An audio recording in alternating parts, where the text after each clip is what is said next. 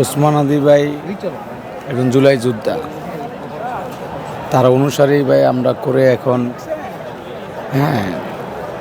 দেশের এবং দেশের মানুষের জন্য সে কথা বলতো এবং তার স্মৃতি আমরা ধরে রাখার জন্য আমরা আজকে এই সমাবেশে এবং তার এই তার যে আজকে জানাজা হবে আর কি, এই জন্য এখানে আসা। ঠিক আছে, একটু আপনার সন্তান রয়েছে? জি। আপনি কি চান আপনার সন্তান ওসমান হাদির মতন হয়ে? হ্যাঁ, অবশ্যই।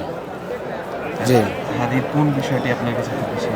হাদি ভাইয়ের সবচেয়ে ভালো লাগে সে দেশের এবং দেশের মানুষের জন্য, কল্যাণের জন্য সে যে কথাগুলো বলতো, আমার শরীরে আপনার গা শিরশিরে উঠতো আর কি।